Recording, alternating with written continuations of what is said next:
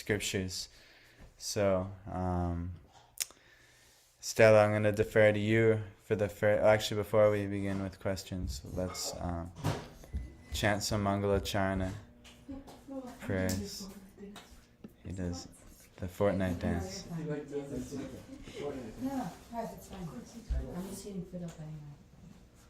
So let's see. Yes. So. He's being shy because he's sleepy. Yes. Actually, I wasn't gonna come up. I was just gonna bathe him and then have him sleep. And that's the fortnight dance.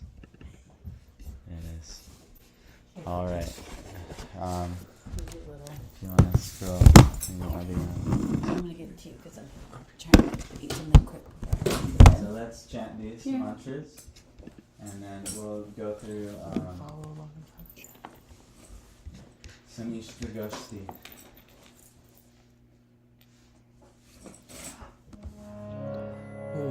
Jnana Timirandasya Jnananjana Shalakaya Chakshuranmilitam Yena Tasmai Shri Gurave Namaha Shri Chaitanya Manobishtam Stapitam Yena Bhutale Swayam Rupa Kadamayam Jadati Swapadantikam Vandeham Shri Guru Shri Uttapada Kamalam Shri Gurun Vaishnavangscha Shri Rupam Sagrajatam Sahagana Raghunatham Vitam Tam Sujivam Sadvaitam Savadhutam Parijana Sahitam Krishna Chaitanya Devam Shri Radha Krishna Padam Sahagana Lalita Shri Vishakhan Vitamscha He Krishna Karuna Sindhu Dinabandho Jagatpate Gopesha Gopika Kanta Radha Kanta Namostute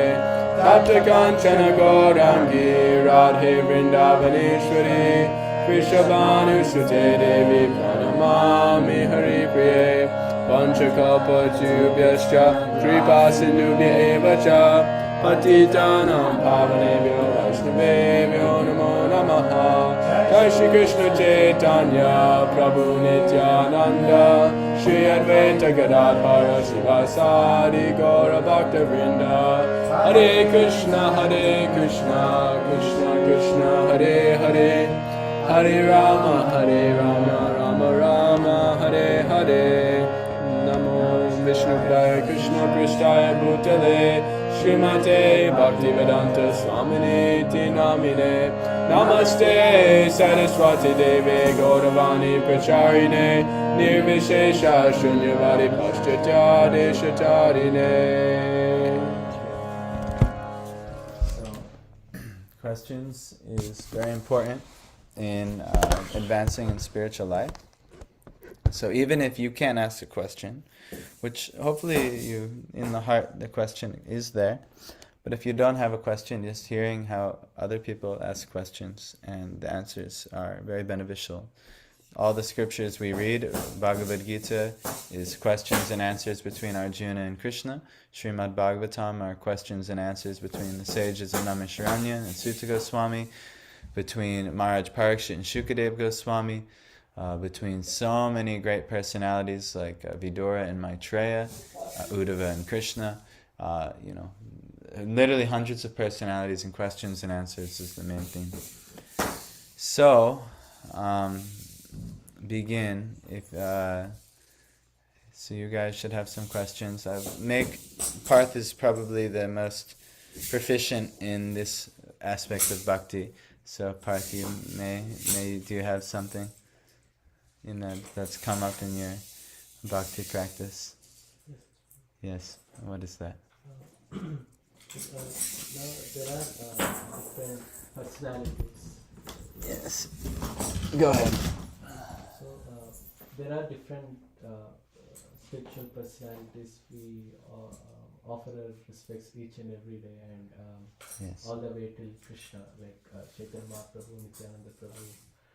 Like there are so many personalities. So whom should we take as our daily meditation? Like it is said that we cannot approach Krishna until unless we approach Chaitanya Mahaprabhu. and we cannot approach Chaitanya Mahaprabhu unless through Nityananda Prabhu. We cannot approach Nityananda Prabhu unless we approach Advaita Acharya, his disciples. So sometimes it will be little confusing. Whom should I meditate upon? Whose pastimes I should hear more upon? That's a very good question. What should the trajectory I should be taking? All the way, it reaches all the way to our Guru Maharaj. So that's a very nice question, and to repeat it, we pray to so many personalities, but we can't approach one personality without the mercy and blessings of another personality. So one, why do we do this? And then two, who is it that we ultimately have to meditate on? So you may have heard how important it is to meditate on the spiritual master, because the spiritual master is our connection in parampara, in disciplic succession, to our to all of these personalities. There's kind of a link. You can't get to even Chaitanya Mahaprabhu, who's the most merciful incarnation of the Lord, without the blessings of Nityananda Prabhu. You can't even get the blessings of Nityananda Prabhu, like you said, if you don't approach the whole Panchatattva, Advaita Acharya, Srivas Thakur, and Gadadhar Pandit, and ultimately. But actually the Panchatattva gives you the answer, because the Panchatattva are the 5 different truths that you have to pursue to get a whole total, a total complete package of the full truth, and the mercy will come to you. So, the top is Chaitanya Mahaprabhu, that's the Supreme Personality of Godhead. But in order to get to him, you have to approach his, you could say, service Shakti in Nityananda Prabhu, and then his Bhakti Shakti in Gadadhar Pandit, who is the manifestation of Radharani actually. But before we can even approach them, we have 2 personalities, Advaita Acharya, who is both Sadashiva and Mahavishnu, and he's characterized by the super soul within the heart of all things. So seeing Krishna everywhere, you have to be able to see Krishna everywhere to start. And then ultimately Srivas Thakur, who's representative of the Vaishnavas. So that's actually the secret, is in order to get the blessings of Nityananda Prabhu, who is going to come through Guru, you have to first also learn to see Krishna in all, including Abhiram and Stella. Everybody has Krishna, in your lab mates, all circumstances in life. The environment's always favorable, as Bhakti Rakshak Sridhar Maharaj, Prabhupada's dear friend, would always say. So the environment's always favorable to see Krishna and get Krishna's blessings. So, but there's a couple of verses, one from the Vishnu Purana, where Krishna himself, he says, one who says that they're my devotee, they're not my devotee. But one who is the devotee of my devotee, that's my real devotee. So if you really want to become connected, you have to find an advanced devotee of the Lord. Is that important or no? Spam risk. Yeah, you can hit the end on that. Yes. Baby's fine. So you have to approach the next chain in command, the best link you have. So for most people, that would be their spiritual master, or a senior advanced Vaishnava who they can get proper instruction or shiksha from. But even in the case that they're not available, you have your peer Vaishnavas. Even if in the case they're not available, you have junior Vaishnavas who will try to hold you accountable. That actually has helped me tremendously, because I don't have a lot of senior Vaishnava association in this area. I mean, we have our gurus and we have our mentors and we invite them here, but it's rarer than not that they're here, and it's more, really it's me and my juniors most of the time. But actually you guys personally hold me accountable and offer me a a certain amount of, you could say, like respect that makes me feel compelled to act on a higher platform rather than just like fall into nonsense, which is, things I've done previously in my past when I didn't have any Vaishnavas. So all Vaishnavas, but then even not in the midst of Vaishnavas, the environment always, in whatever environment is there, the Lord is there at some way, and you can connect even when you're in the middle of work, in the middle of nature. Krishna talks in Bhagavad Gita, he's the taste of water, he's the light of the sun, the light of the moon, and so many things. But, back to who should we connect to? Whoever you can, whoever's there. But the best, obviously, if you can personally connect with Krishna, that might be best. If you can even personally connect with Radharani and her associates, that's even better. But can we? Most likely not. So, okay, where are we? Can you connect to the pastimes and teachings of Chaitanya Mahaprabhu, Nityananda Prabhu, all of the Vaishnavas in these pastimes? Still probably not completely. So hopefully then there's a lineage of acharyas who can guide you up to them. But still, maybe you can read some of their works, but still can't even feel connected to them completely. But maybe some of the remnants of their disciples are lying around. And you have like your Guru Maharaj and so many things. These personalities are who you can connect to, and will be able to connect you deeper to Krishna, because there's just certain levels you will be able to make progress on your own, but then there's certain anarthas that are impossible to overcome without the mercy of a guru, without the mercy of a senior Vaishnava instruction. So you can do so much work on your own terms, but unless you get the full blessings of Guru, whoever that may appear in your life, then you'll be checked. You won't be able to advance. So whoever is best, best is the most advanced personality, the closest personality that you can reach to Krishna, and then that's who you should ultimately feel connected to. But it's very sadhu sangha is a very rare gift in this world, the association of advanced personalities. So you do your best, but then also there's Vapu association where it's body, you can see their body, but then even more potent is Vani association. They give you some instruction, and you can live by that instruction and live on the potency of their instruction and that instruction's connection to Krishna. And Prabhupada did that. He came to the West only on his guru's instruction. His guru left the world and so on, but by the mercy of his guru's very potent instruction and him wholeheartedly serving that instruction, he started a whole worldwide movement and experienced ecstasy in pure devotion from his fulfilling the service. So you can these are some of your best bets, but whoever you can reach, or the most potent connection to Krishna, the most potent of Krishna's devotees that can help you realize Krishna deeper, that is the person that you should feel connected to. We say many prayers, but that person is the living embodiment of the parampara. How the parampara is coming down, that person is the continuation of the parampara. So, but everything's a manifestation of Krishna. So you can try to see everywhere, but best to see in the most advanced of Vaishnavas. There's in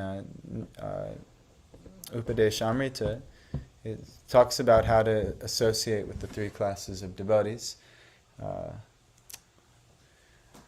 Why am I forgetting the verse? Krishneti yasya giritang manasadriyeta tikshasti chet pranati bischa bhajantam isham shushrusaya bhajana vigya mananya manya nindati shunya hridamipsita sangalabhya.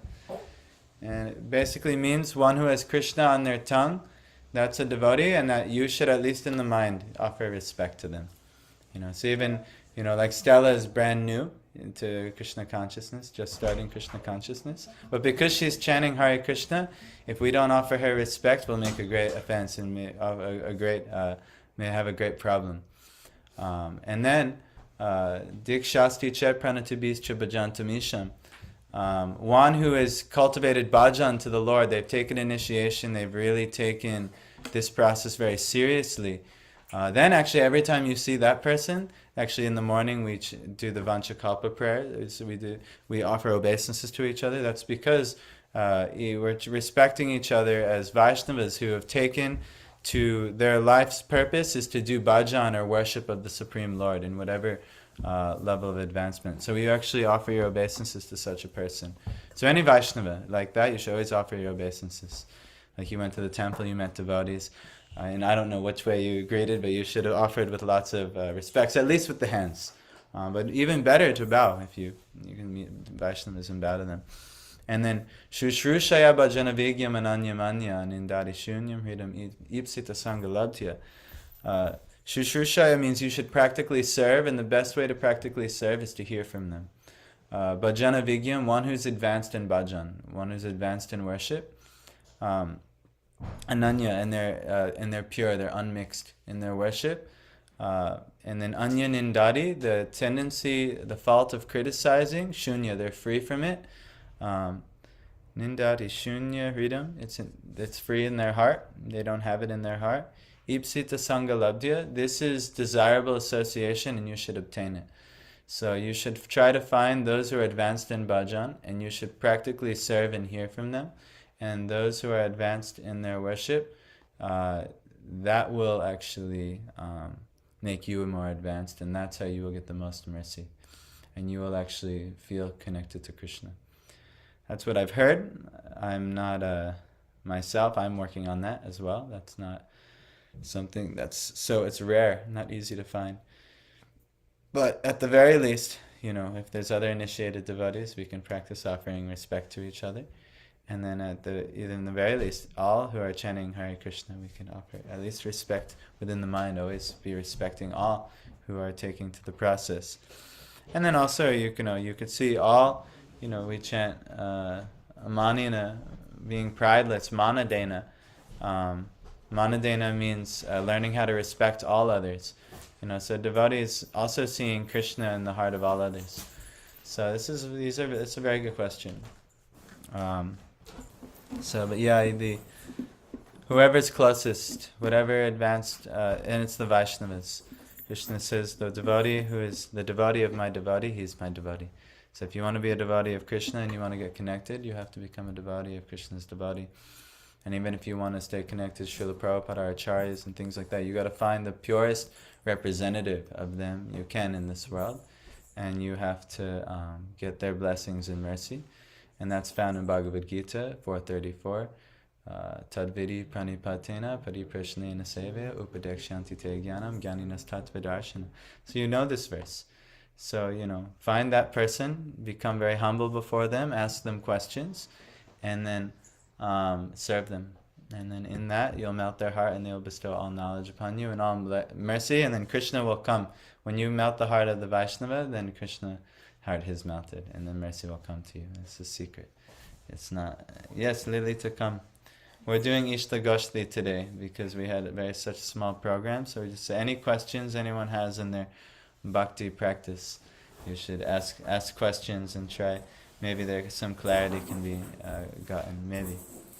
So is that good? Clear enough? Do you have follow-up questions? Yes, it's in.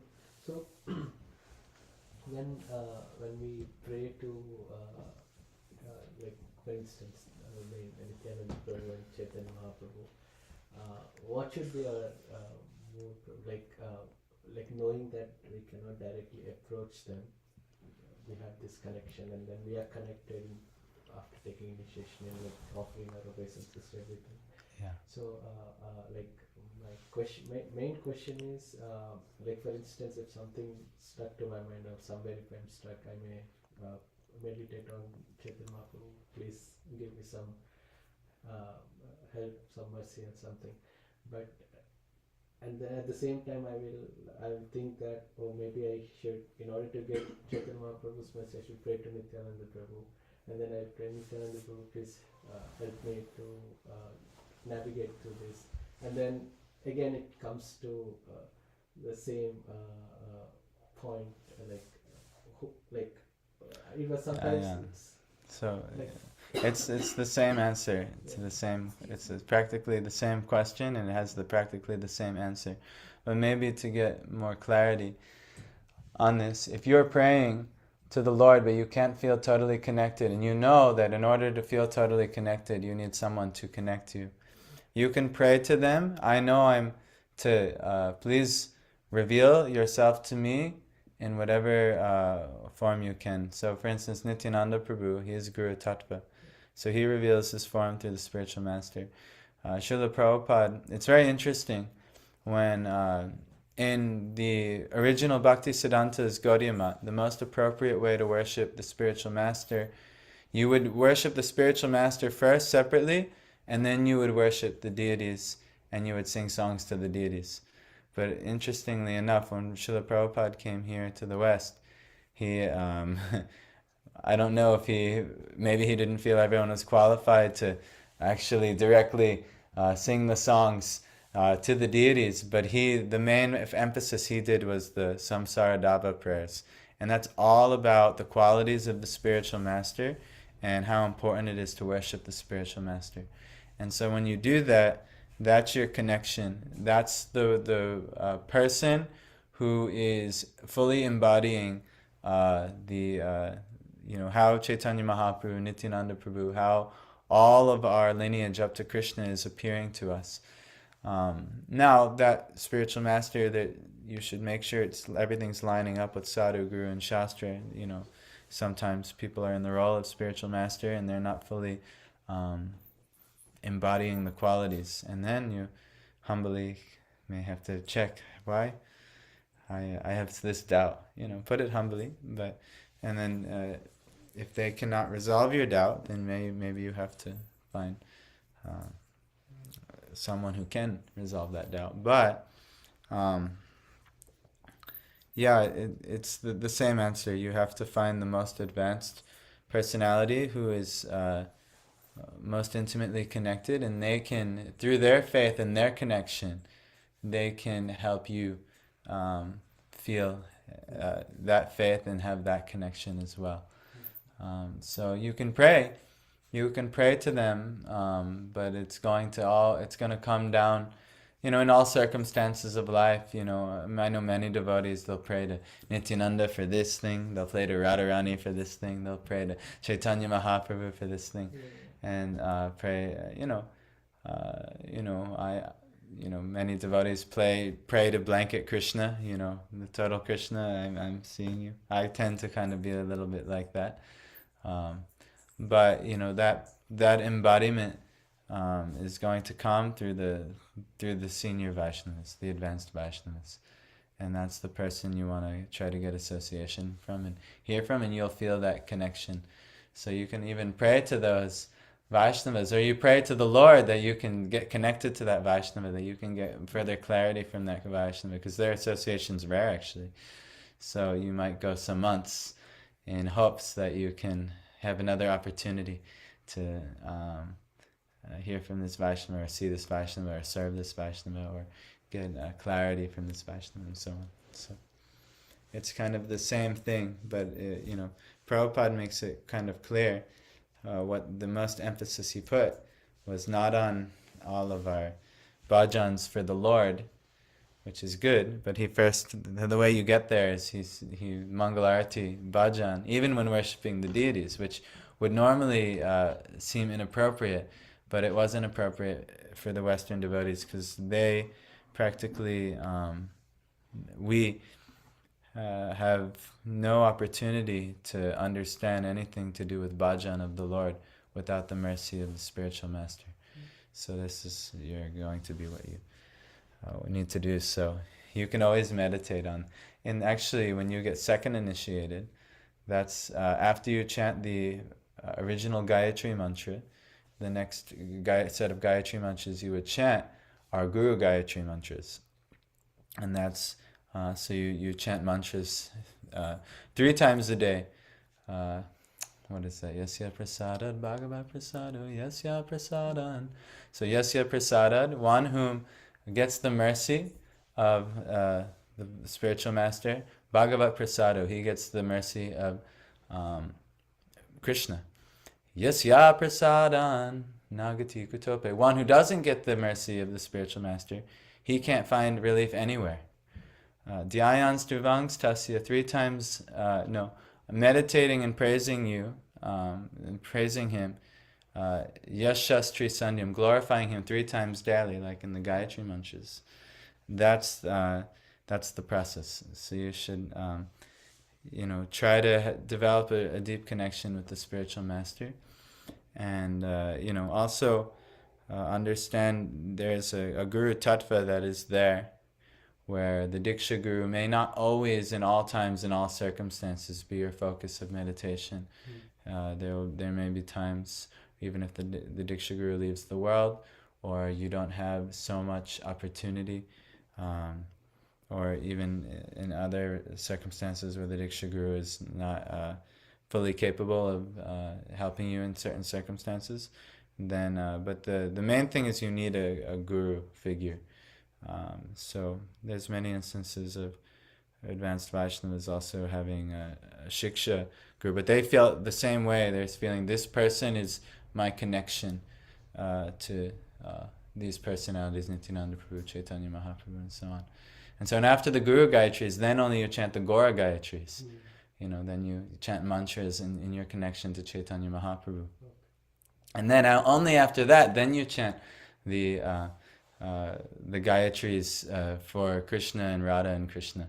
So that only, but it's the step ladder. You don't go unless through the Guru. But interestingly enough, you don't go even to the Guru except through the original Gayatris, the first of and that's seeing Krishna in all aspects of life. So this is actually what Advaita Acharya represents, because he's Mahavishnu, he's Krishna in the heart of all beings. And until you perceive spiritually that God is everywhere and that there is a God, then you'll seek out maybe God's devotee. And that would be Srivas Thakur of the Panchatattva. So anyway, same answer, same question. How you can pray to all these personalities, but how is that mercy going to come up? It's through the Vaishnavas. That's it. And then they unlock the doors to the next level. And then, when they teach you how to become very advanced in bhajan, if you ever get that opportunity in this lifetime, it's very rare. We may not get that opportunity in this lifetime. Then you can feel much more intimately connected with you could say, the next tier up. But right now we're not really there, so we should stick with the Vaishnavas and try and search through the Vaishnavas of the world and how we can get mercy from them. Is that good? Understand? Makes sense? Yes. I have a question. Tell us. Okay, so how long did it take for you to get connected with your Guruji, like when you started the process? And what were the challenges that you felt during the process? Very nice. So, well, my story is this, that I didn't initially meet my guru. First thing I did was I found a book of Krishna consciousness, and even before that I found just a regular Bhagavad Gita in a yoga teacher training, and I read through the Bhagavad Gita, and I was told one who reads this book will become enlightened, and I thought like, wow, I could just become enlightened, this is a small book. So I read that 9 times over 4 years, and I tried to become enlightened. That was my job, so to say, and it didn't work. And so I was feeling discouraged because I was having suffering in my relationships, still suffering in the world, and I was wondering, why aren't these teachings working? But I had faith, and every time I reread them, it gave me so much clarity. But anyway, I was doing everything alone. But eventually, by good fortune, I ended up finding Srila Prabhupada's books. And Srila Prabhupada walked me through so many facets of spiritual life. And then eventually, he helped correct a lot of my behavior. So I had a lot of really bad misconceptions that were leading to me doing all kinds of sinful activities in life. And so, due to my ignorance, I was doing many things. And so, through reading his books, some purification began happening, and I began becoming committed to living a more wholesome, spiritual life. So then, by reading his books more, and especially reading Bhagavad Gita, and then getting the tandem instructions of Krishna and Srila Prabhupada at the same time in the commentary, I was realizing, I keep hearing about these pure devotees. Where are these pure devotees? Who are these people? Where do they exist? I didn't know they existed. And then, just one day I was going to the health food store, and I met, there's a nice man. He's still there. He still works at the health food store in my hometown, and his name is Neil. Indian guy. And he knew I was reading the Bhagavad Gita and things, and he's like, "Oh, you're into this thing?" He's like cute, high voice, like this. Nice man. And he told me about the Tuako temple, where the devotees there, they practice. And I was like, oh, wait, there's a group of people who practice these things? 'Cause I was from the middle of nowhere. I didn't even know these people existed, So I went and found them. And In the States? in New Jersey. Oh, okay. And so in there, meeting the devotees, I met, you could say, my first guru figure. It was one of the head monks there. His name is Krishna Balaram Prabhu. He still kind of lingers in the community there, but he's more busy with family life now than he was back then. But anyway, he helped me with so many things. He was like my first Shiksha guru, so to say. And then over time, I met other devotees, and I realized the need that I need to get initiated. I need to have a guru. I need to, I keep reading about this, and I don't have any formal guru. And I realized, as nice as Krishna Balaram was, he was not a formally initiating guru, nor was he someone who would say that he was so advanced that he can completely give shelter to somebody, which is one of the functions of a guru. So I was asking how do you find a guru? Because it is an obstacle. I don't know.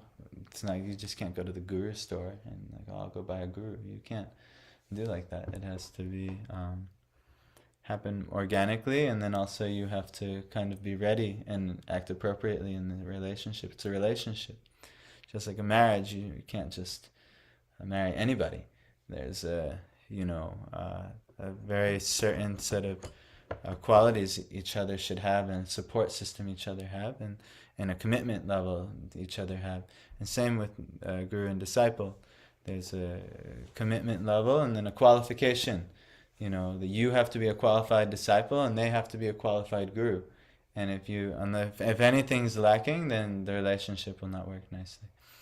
So anyway, I knew this, and I was praying, and I didn't know. And there was a Jamaican woman. Her name is Binapani Mata. She's still around somewhere. I don't know where. I haven't seen her in many years.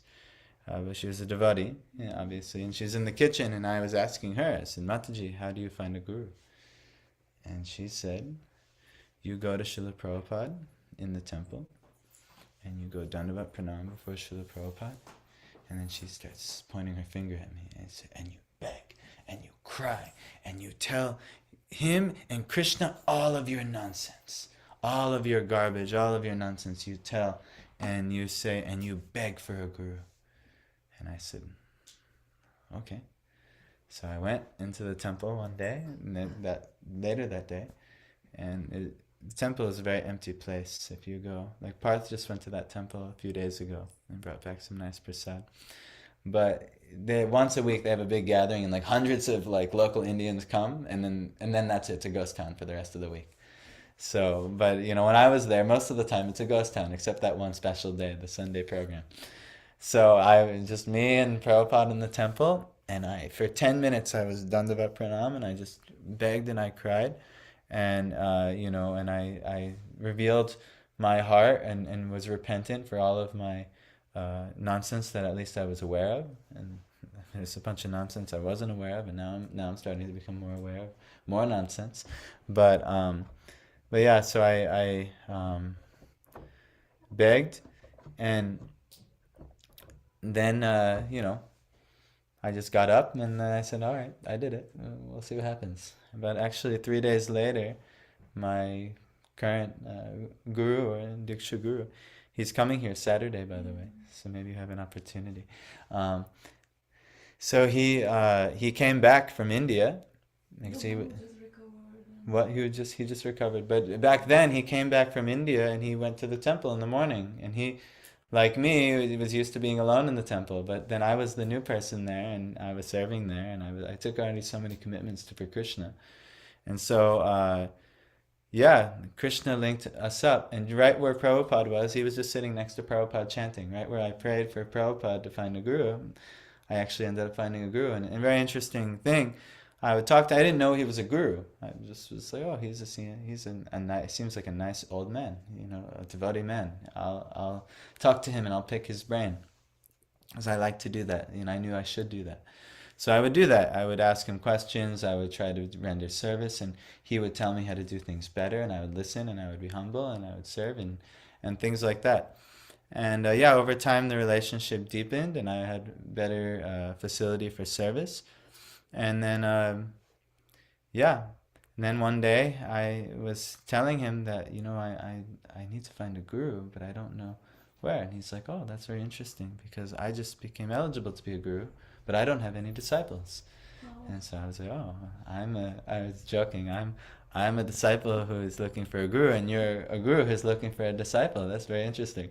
And so anyway, over some time, I got in the first batch of when he first started initiating devotees. I was in the first batch. So you could say I actually was the first disciple. I was the first one serving him before anyone else was, actually. So that's my good fortune. That's a very rare circumstance, actually. That's not a normal circumstance. It's not like there's many gurus initiating and all these things. But anyhow, and so still that relationship is very strong. I was just on the phone with him, like maybe an hour, 2 hours ago now. And he's coming here Saturday. And then he'll be here for 2 or 3 days with his wife. So if you are having an obstacle in finding and meeting a guru, I'll say, oh, actually a guru is coming here on Saturday, and I can tell you for sure, if you can appreciate anything about me and my wife, or even the devotees here, our Guru Maharaj has helped us, showed us many things that allowed us to at least come to this level. Not, maybe we have a long way to go. The more you advance in devotional life, the farther you realize you are from the goal. But if you are looking to, really make advancement in spiritual life, you do have the opportunity to meet a guru, and to also, you should study yourself and understand Bhagavad Gita. You should understand all these things, and then you'll also might be able to recognize there are many gurus you could get connected with.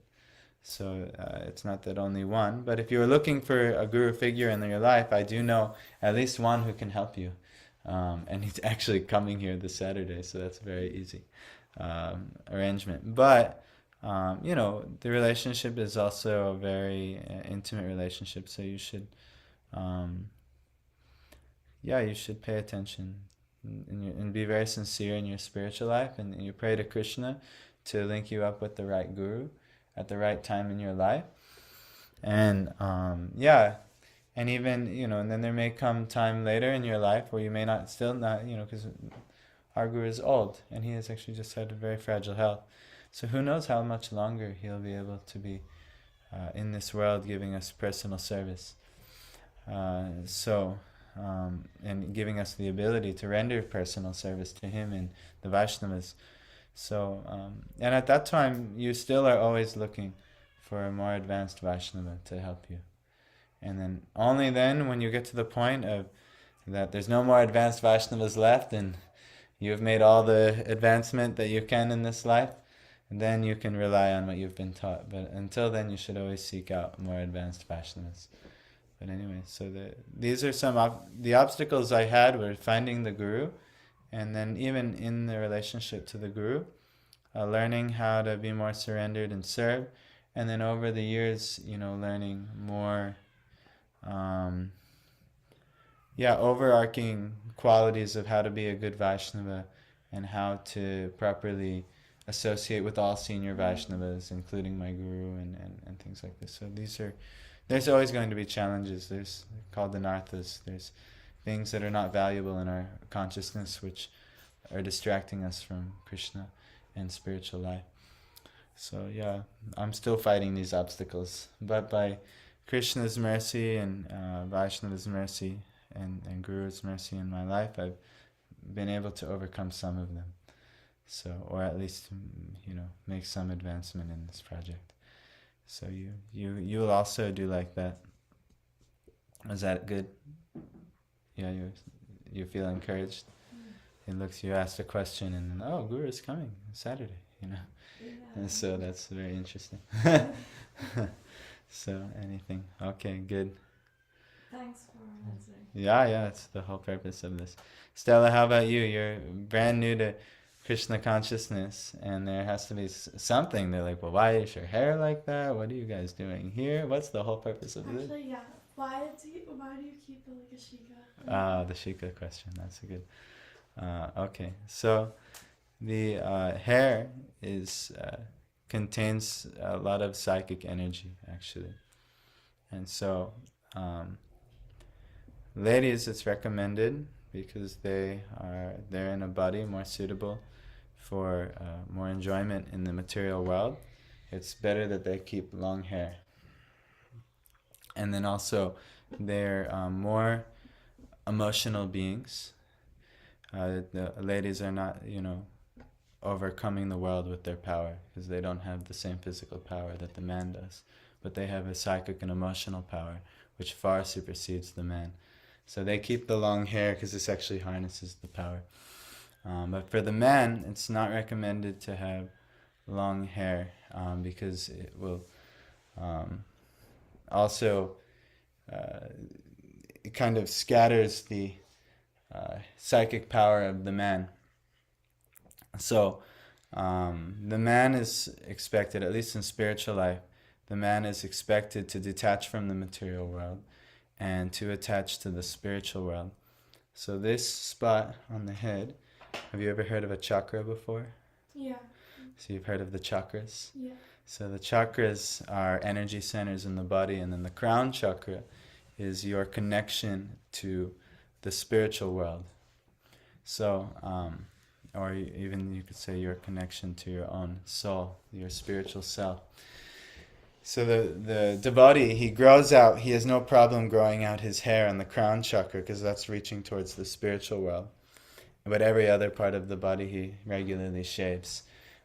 So as to curtail the psychic attachments reaching out into the material world. So that's kind of the essence of it. And I've heard some things why we tie the knot in it. And it's, I forget, one of the students here, Sahil, actually, he gave some nice explanation of why that was done. But basically, there's a purpose for the knot, and it's eluding my mind of what he said as well. But also some devotees joke that it also, so that the end of life, Krishna or Vishnu can reach down and have something to grab to pull you up back to Godhead, So this is a cute kind of thing. But that's, but basically to harness the body's energy properly for spiritual life. And the hair is a lot of powerful effect. And so for ladies, it's good actually to keep it. Also for ladies, it's recommended that unless they're alone with their husband, but it's actually recommended to fix the hair up in such a way that it's contained. Because if the hair is out, then the emotions are scattered out everywhere. But if especially in public, to fix the hair up, like even like Lalita's kind of tying it back, that's a little, braiding, things like that. That's like a little better. But a lot of ladies in traditional Vaishnava, like even in Vrajavasis and things like that, they'll have it back and then they'll cover it. with like cloth. So anyway, not a, can't be expected in the West. But it is actually, it has a lot of benefit to do like that.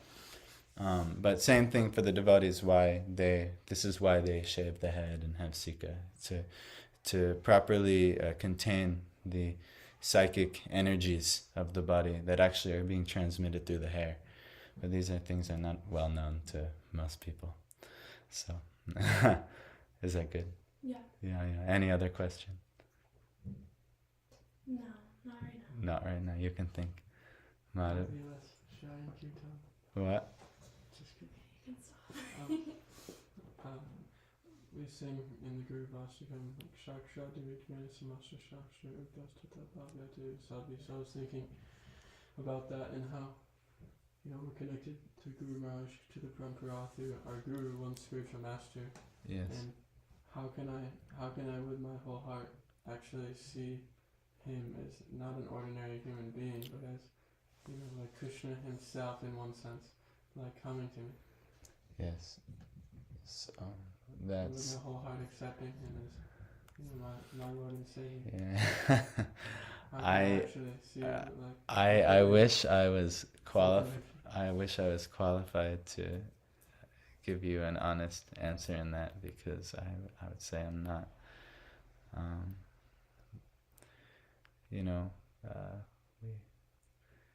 Sakshad Haritvena Samasta Shastra, he's directly has the qualities of the Supreme Lord. All of the scriptures are saying, Sakshad Haritvena Samasta Shastra Uktastata Bhavyati, and all of the sadhus, the saintly people, are also declaring this is the truth as well. So there's a couple of facets here that you can't necessarily just assume that not all guru is directly manifesting all of the qualities of the Supreme Lord. That has to also be understood.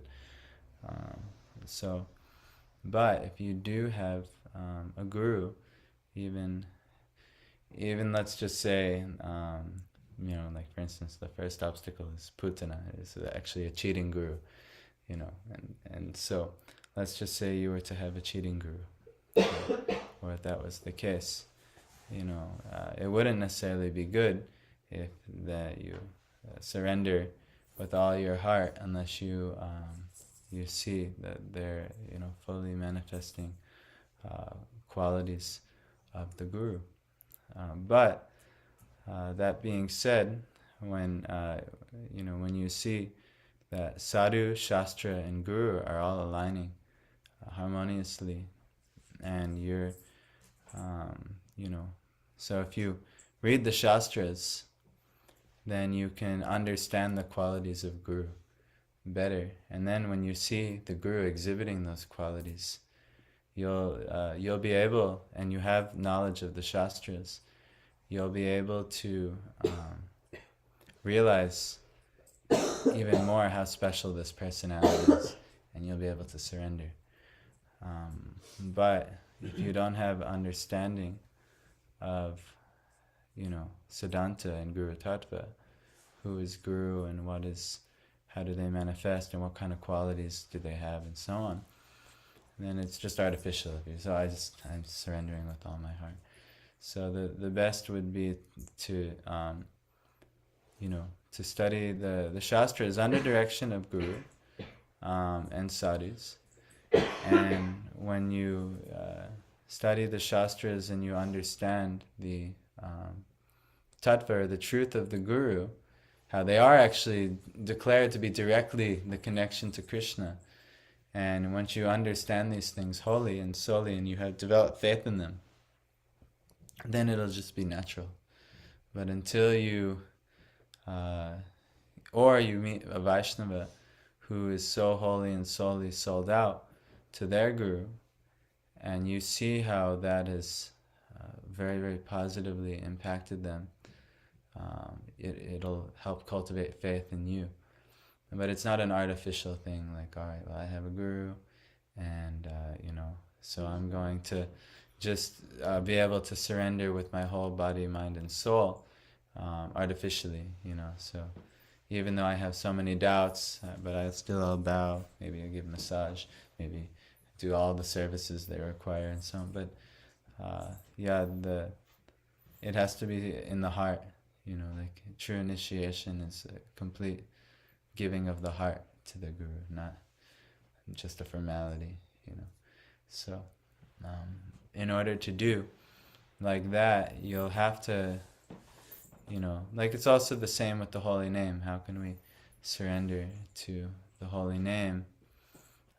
And the best way to surrender to the holy name is hear the glories of the holy name, hear the qualities of the holy name, understand the potencies of the holy name, and that will, and the tattvas of the holy name, and this will allow you to have the faith to more deeply surrender to the holy name. So similarly, how can I surrender to the Guru?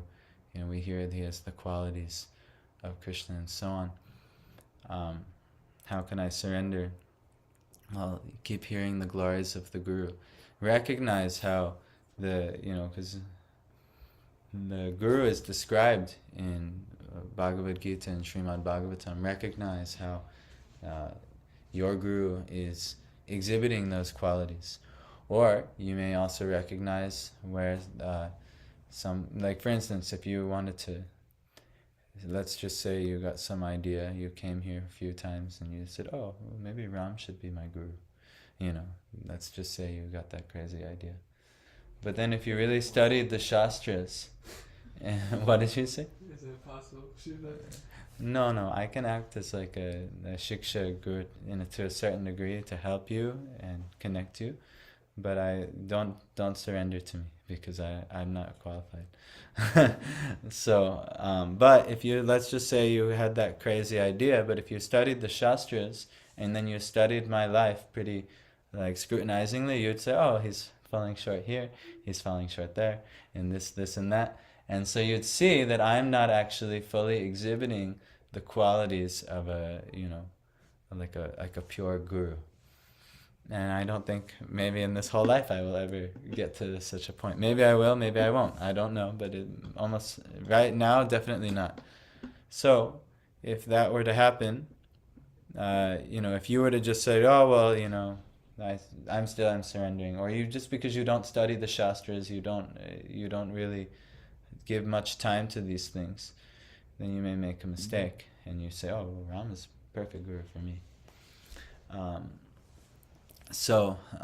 But yeah, if you study over time, you might realize that, oh, he's not exhibiting. So, also that, yeah, you should check with the Shastras. The Shastras will, illuminate who the Guru is and what kind of qualities he has and what he's doing. And then when you see him exhibit those qualities, it'll increase your faith so much more, and you'll be able to even perceive the faith that, wow, this is like Krishna showing up to me in this form, in this personality. So, you have to study a little bit. Or you can meet other sadhus, god brothers, who could, properly show how your Guru is exhibiting these qualities as well, like how, oh my gosh, So all these things, sadhu, shastra, and Guru, they'll all connect one to the other. So, so if you want to feel a deeper connection to Guru, then you also deepen your connection to the Shastra and the sadhus too, and then you can naturally deepen your connection to the Guru. But I'd say the best bet that I know of, at least, is to hear the glories of the Guru and hear the glories of surrender unto the Guru, mentioned in the Shastras, and then you can proceed. Then you can proceed in your surrendering process with full faith, or maybe some doubts develop, and then you could reconcile those with the Guru if possible. So, yeah. So you study Actually, you have to be careful with association with the Guru. Prabhupada used to regularly rotate his secretaries because he was finding they would get too familiar with him upon having too much association. And so one of the worst things we could actually do is consider exalted spiritual personalities who are directly exhibitions of Krishna to be ordinary persons. And it's said to be the pathway to go to hell. That's the reason why I'm asking this question, is because of that statement. Yeah. So what you have to do is, you study the Shastras and then measure. You're like, okay, am I seeing this for all these qualities? If yes, then your faith, and now the Shastra is telling you, and now your faith you've heard other sadhus tell you, and this should impel you to more deeply surrender. Also, there's 3 levels of disciple. This should be known. This is a very good thing. The best level of a disciple is exhibited by Hanuman, meaning whatever you understand the Guru's heart so deeply that you'll do what he wants without him even having to ask. The middle disciple is just, if one is asked of something, you just do that. Okay, I can do it. I can do that. And the Kanishthara, or the neophyte disciple, is one who has excuses for why they can't even do what the Guru is asking. So we should always try to be like Hanuman, the topmost disciple, who we know what the Guru wants, and we should act in such a way to fulfill that desire. And then to go above and beyond in service. And that's what Hanuman exemplifies. So we should try to be like that as well. So if you do develop faith, then you'll know how to act as well. Not just like, all right, well, he asked me to do this, so I'll do just that. That's fine, but that's not, even Jesus in the Bible, he has a similar story where he asks some person to, a servant, a landowner asks some servants to guard some wealth, and that all of the servants, he gives the wealth, and the best servant, he took that wealth and he invested it, and he grew the wealth. And then the other servant, who wasn't as good, he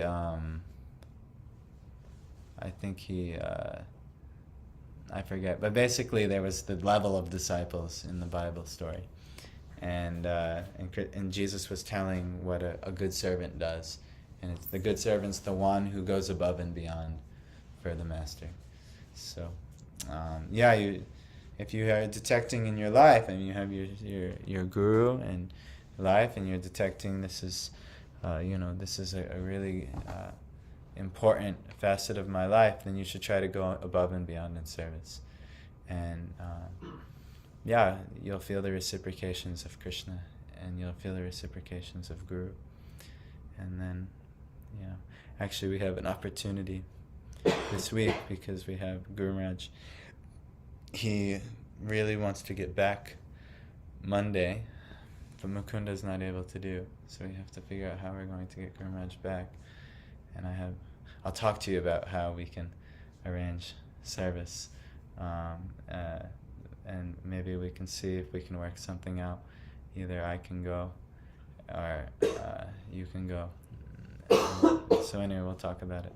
But we have an opportunity, and even when he's here, we'll have an opportunity to go above and beyond, both him and his wife, for service, at least just Saturday night, Sunday, and into Monday. Maybe Tuesday, we'll see. So, anyway, you can be like that. But also, just to also clarify, that, it's also, you can't artificially see them as not an ordinary human being if not all the qualities of Guru are being exhibited in the Shastra as well. So you have to test, or check, make sure that, okay, you're studying the Shastras and you're knowing for sure that the Guru is leading you on that path directly, really representing Krishna. So like that. Yes? Good? Anything, last thing?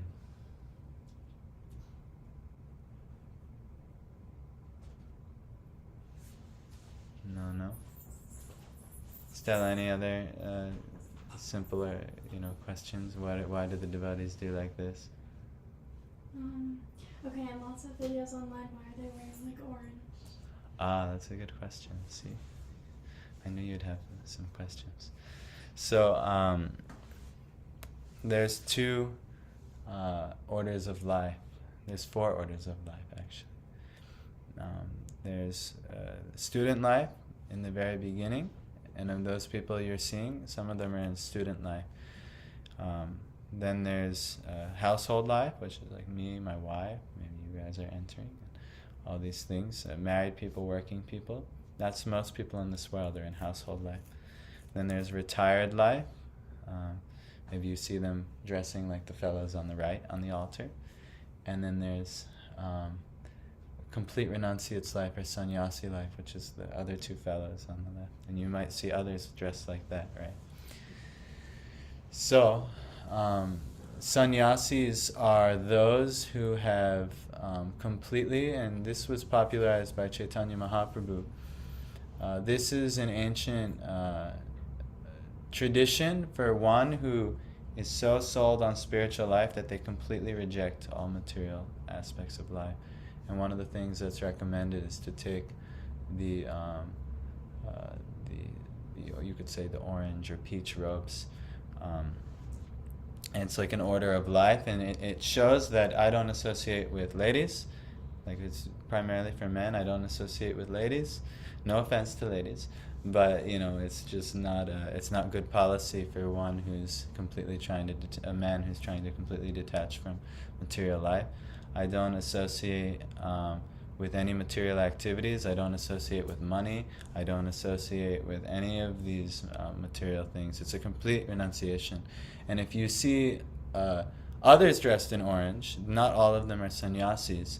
They're usually in the student order, brahmachari life, in the beginning of life, and they're learning under the guidance of sannyasis. So usually brahmacharis, they have to learn under sannyasis. It's ideal. And, the orange ones are sannyasis. The white ones are babajis, and they're like more like retired life, but not feeling the necessity to take to the sannyasi life. I mean, even many of the Goswamis were all babajis. None of them were sannyasis. Chaitanya Mahaprabhu was a sannyasi, and that was and there was other sannyasis he was with, but like Swarup Damodar, and they were all many of them were also sannyasis. But yeah, but it's a complete rejection of material life. In the certain sects of Gaudiya Vaishnavism, when someone takes brahmachari, where they take the orange, they're expected to never go back from that and eventually become sannyasis. In ISKCON, or the movement that we're in, it's a little bit more flexible. People take orange for a certain period of life, in the beginning of life, and then they go on to married life and so on like that.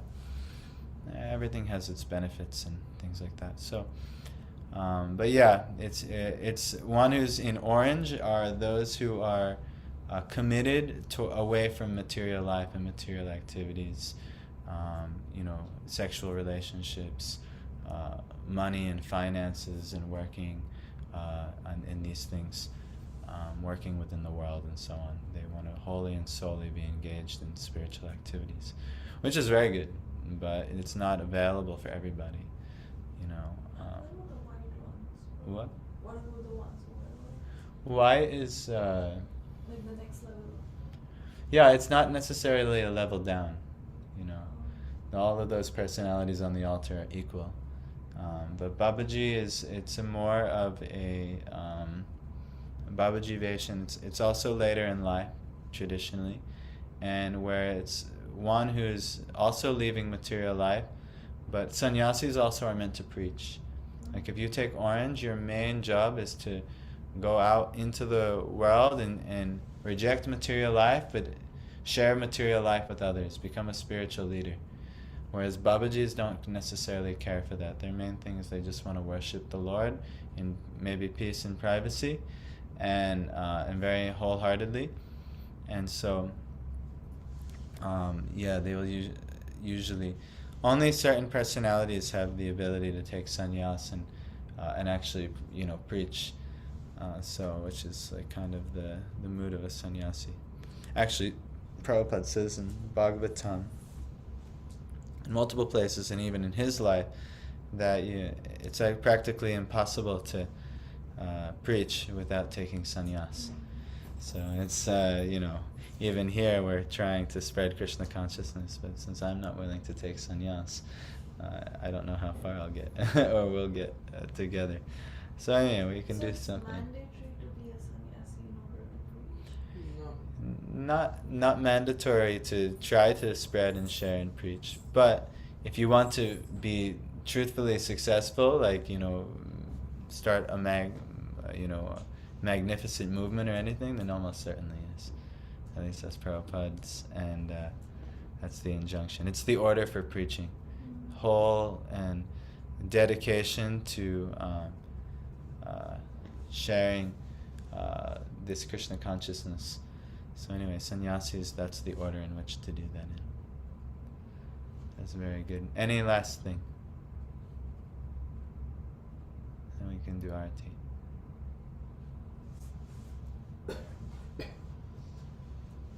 Anything else? Stella, any other thing you saw?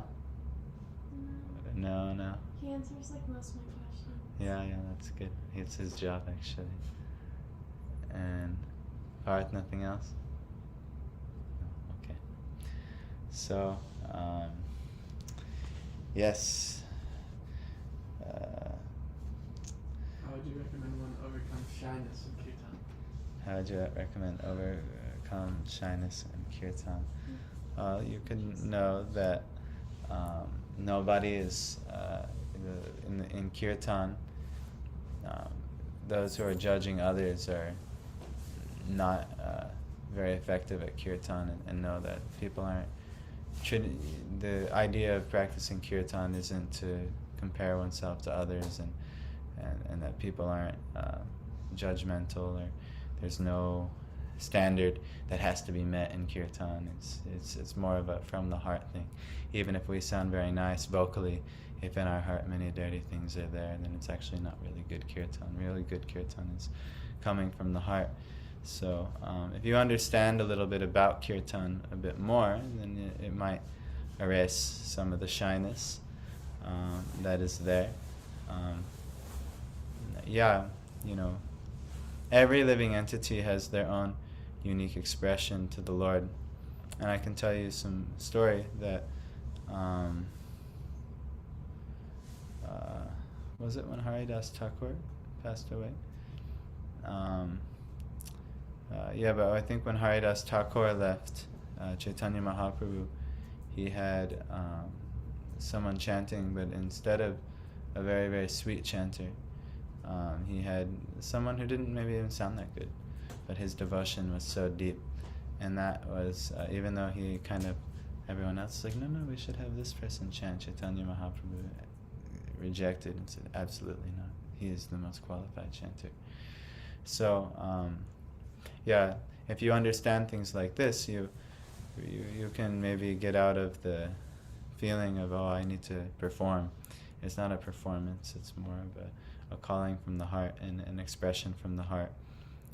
And it's simply for the pleasure of God and not for the pleasure of anyone else, even though it naturally gives pleasure to others as well. So if you know a little bit more about kirtan, it'll become easier to open up in the kirtan.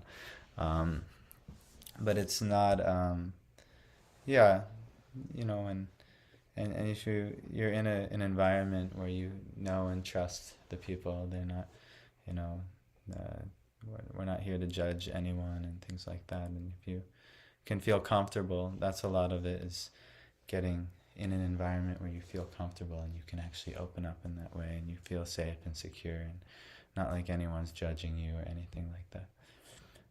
So that will help too. So if anyone's feeling uncomfortable because you're feeling like we might judge you or something, that's the exact opposite of what we want, where we want everyone to feel completely comfortable, and that it's a very natural expression of the soul. It's not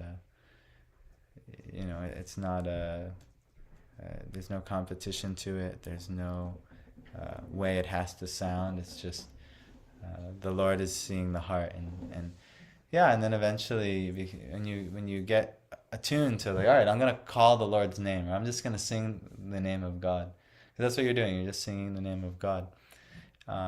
It becomes attractive after a while when more faith in God is also there. That helps too. So it becomes natural to want to sing God's name. So does that answer your question? Okay. All right. On that note, Shri Harinam Sankirtan Yagya Ki Jai. So let's do. We'll do some arati, and we'll end early today, because me and Parth are very behind on our rounds.